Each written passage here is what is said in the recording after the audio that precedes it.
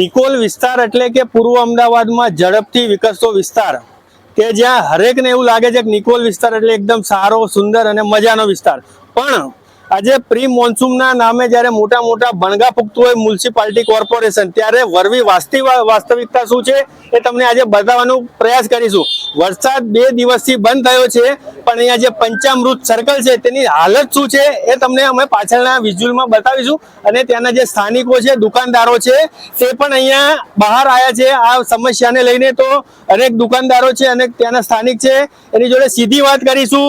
કાકા, બતાવો, તમે અહીંયા સ્થાનિક રહો છો, કેટલા સમયથી સમસ્યા છે અને શું સમસ્યા છે? અહીંયા 5 વર્ષથી સમસ્યા છે. પાણીની હાથથી પ્રોબ્લેમ આવો નવો દર સમસ્યા આવો નવી તકલીફ પડે છે.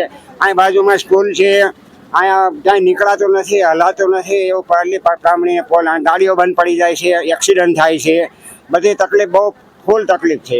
તો આ બાબતે તમે કોઈ અગાઉ કોઈને રજૂઆત કરી છે? હા, અમે ઘણા વખત ન્યૂઝ વાળા આવે, આપણે G18 વાળા આવ્યા, 2-3 ન્યૂઝ વાળા આવ્યા, બધે એ ન્યૂઝ વાળા પણ કોર્પોરેશન છે, કોઈ સ્થાનિક આવીને જતા રહ્યા, આવે ખરા આટો મારીને જતા રહ્યા, પણ મતલબ કોઈ પ્રોપર સોલ્યુશન નથી. કોઈ સોલ્યુશન આવ્યું નથી હજી.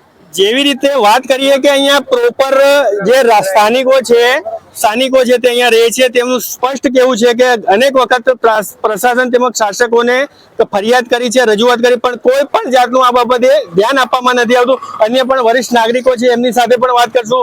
શું કહેશો? શું નામ છે આપનું? ગોપાલભાઈ નામ છે મારું. અહીંયા 365 દિવસ માટે તકલીફ છે અમારે રહેવા માટે. બરાબર, નાની મોટી બાઇક વાળા પડી જાય છે, 4 વ્હીલર વાળા પડી જાય છે, નાનો વ્યક્તિ ચાલીને જઈ શકતો નથી. આ તકલીફ અમને રહેશે.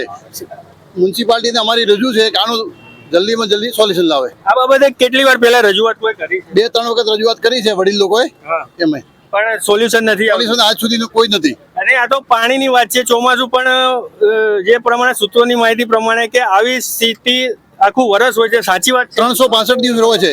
કોઈ તો વિડીયો બતાવી દે, અહીંયા ગટર ઉપડે છે, બરાબર, નાના મોટા છોકરા પડી જાય છે. સ્કૂલ છે અમારે બાજુમાં. પંચમૃત. હા, એ છે. નાના મોટા વ્હીકલ ઉપર પડી જાય છે. અમે ઘણી વખત જોઈએ છે, અમને દયા આવે, પણ અમારે જોડે મહાત્મા કઈ છે નથી. જેવી રીતે દયાની વાત કરી છે, ત્યારે સ્વાભાવિક હોય કે કોઈ પણ દુકાનદાર, વૃદ્ધ માણસ બેઠા હોય, જયારે પાણીમાં કોઈ પડે તો દયા આવી, સ્વાભાવિક છે. આગળ વાત કરીશું. અહીંયા સૌથી વધારે જેન્ટ્સ કરતા પણ સ્ત્રીઓને બહાર નીકળવાનું હોય છે, કારણ કે બાજુમાં સ્કૂલ છે, નાના ભૂલકાઓને મૂકવા જ આવવાના હોય છે. તો વાત કરશું. શું કહેશો બેન, આપણે પાણી ભરાય છે, એના લઈને શું તકલીફ પડી રહી છે? આ કાલનું પાણી અહીંયા ભરાયું છે, તો બધે પાણી ઉતરી ગયું છે. અહીંયા અમારે પાણી હજી ઉતર્યું નથી, અને વરસાદ ના હોય તો અમારે કાયમ માટે અહીંયા પાણી ગટરનું કાયમ 365 દિવસ હોય છે. અને બાજુમાં પંચામૃત સ્કૂલ છે, નાના નાના બાળકો આવે છે, એ તો આજે રજા છે. હવે કાલે શું કરવાનું, આટલું બધું પાણી ભર્યું છે? તો એટલે કે એવો દર્દ પણ, એવી ચિંતા પણ સતાવી રહી છે કે કાલે શું થશે બાળકોને મૂકવા જવામાં. હા, એ કાલની ચિંતા છે કે કાલે કઈ રીતે પાણીમાં બાળકોને સ્કૂલે મૂકવા આવે. અને બધી લેડીઝ જ આવે છે એક્ટિવા લઈને, અને કાયમ પાણી ગટરનું તો અમારે ચાલુ જ હોય છે. અને કેટલી પણ અરજી આપી છે, પણ કઈ આ લોકો સોલ્યુશન એનો કરતા નથી. અન્ય બેન પણ સાથે છે, તેમની સાથે પણ વાત કરીશું. કહો, શું કહેશો તમે આને લઈને? અહીંયા છે ને કાયમ માટે પાણી ભરાય છે, ગટરનું ભરાય છે, અને આ વરસાદનું પાણી કોઈ સોલ્યુશન આવતું જ નથી અહીંયા. એમ કાયમ માટે 365 દિવસ અહીંયા પાણી ભરાયેલું હોય છે. અમે 3-3 દિવસથી તો શાક લેવા અમારે નથી જવાનું. એમ જેવી રીતે કે વાત તો ચાલુ છે, પણ તમને લાઈવ નજારો બતાવીશું કે અનેક બહેનો જે છે એક્ટિવા લઈને જઈ રહ્યા છે, તે પણ એની સ્થિતિ ખૂબ જ જોઈ શકો છો કે એક્ટિવા બંધ થઈ ગઈ છે. જોબ ઉપર જતા હોય, નોકરીએ જતા હોય, ત્યારે આ સ્થિતિમાં પલ્લીને જવાની અહીંયા હાલત થાય છે અને ફરજ પડે છે. એક્ટિવા અનેક બહેનોની બંધ પડી જાય છે, અનેક ભાઈઓની ગાડીઓ બંધ પડી જાય છે, પણ જાણે લાગતું હોય કે તંત્રના પેટના પાણી ન હલતું હોય તેવા દ્રશ્યો છે. હવે જોવાનું તે રહ્યું. અને આ વાતને લઈને જ્યારે અમારી તેજ નેત્રની ટીમ અહીંયા પહોંચી, જ્યારે પંચામૃત સર્કલ પાસે, ત્યારે સ્થાનિક કોર્પોરેટરોને ફોન કર્યા, ધારાસભ્યને ફોન કર્યા, ત્યારે કોઈક 1-2 કોર્પોરેટરે ઉપાડ્યા, 1-2 કોર્પોરેટરે વાતચીત નથી થઈ, અને ધારાસભ્ય દ્વારા એક સંતોષકારક એક જવાબ આપવામાં આવ્યો છે કે ભાઈ આ જે પાણી ભરાય છે તેના વિઝ્યુઅલ કે ફોટા અમને મોકલો, અમે જે તંત્રને લગતા હશે તેમને મોકલી આપીશું ને જલ્દીથી સોલ્યુશન લાવીશું. પણ સવાલ એ ઉભા થઈ રહ્યા છે કે શું આ પહેલી વખત છે? શું અહીંના જે સ્થાનિકો, જે કોર્પોરેટરો હોય કે જે પણ એન્જિનિયર હોય તે અહીંથી નથી નીકળતા? એ અનેક સવાલો ઉભા થઈ રહ્યા છે અહીંયાના શાલીમાર ફ્લેટને લઈને, આજુબાજુની સાઈડોના માણસોને લઈને. ત્યારે અન્ય બહેનોને પણ પૂછીશું કે શું કહેશે. શું કહેશો બેન? અમારે અહીંયા પાણી ભરાય છે, ગટરનું કાંઈ વ્યવસ્થા નથી. અને અમારે અહીંયા પાણી ભરાય છે, તો અમારે અહીંયા આમને ભરાય છે એને આ તળાવનો પ્રોબ્લેમ તો બહુ જ છે. ઈ તળાવ બંધ કરી દ્યો તો અમારે સારું છે. અને વોટ લેવા હોય ત્યારે રોજે રોજ આવે છે અને ઢોલ નગારા વાગે છે ને રોજ રોજ ભીખ માંગવા આવે છે, વોટ અમને આપો, વોટ અમને આપો. તો અત્યારે કેમ કોઈ સામું જોતા નથી? અમારે ઘરે ઘરે મેલેરિયા, ડેન્ગ્યુ અને અમારા ઘર પણ ખુલ્લા રહેતા નથી દરવાજા, અને જમવા બેસી ત્યારે દુર્ગંધ આવે છે. તો અમારે શું કરવાનું? એ તમે કઈક એનો ઉપાય શોધો. તો હવે વોટની વાત કરી તો હવે વોટ કોને આપશો તમે? હવે વોટ સારું કરે એને આપવાનો હોય. આ પાણી બંધ કરાવો એને વોટ આપશું.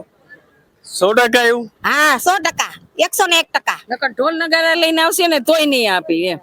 આ પ્રતિનિધિઓ જ્યારે છે ને મત ચૂંટણી ટાણે છે ને ઘરે ઘરે એમ ભીખ માંગવા આવે છે એ કે અમને વોટ આપો, અમને વોટ આપો. અત્યારે કોઈ જોવાય નથી. 24 કલાકથી અમે કેમ રહીશી એ લોકોને ખબર નથી પડતી એમ. કોઈ જોવાય નથી આવતું એમ. મારું નામ અશ્વિનભાઈ પંચાલ છે.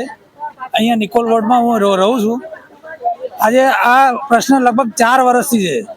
ગટરના પાણી બહાર આવે, બાજુમાં કાંગણવાડી છે, અર્બન સેન્ટર છે, અને ગટરના વારંવાર રજૂઆત કરવા છતાં બાબુ કાકાને પણ ફોન કરીને કહેલું ત્યારે એમણે કહ્યું કે લેખિતમાં આપો એમ, તો તમારી રજૂઆત સંભળાય એમ.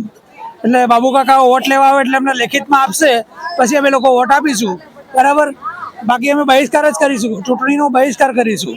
આ પાણીનો તાત્કાલિક આ તળાવ પહેલા ગટરના પાણીથી ભરી કાઢ્યું, પછી વરસાદ આવ્યો એટલે પછી એ પાણી ક્યાં જાય? એ તળાવમાં નાખ્યું પાછું.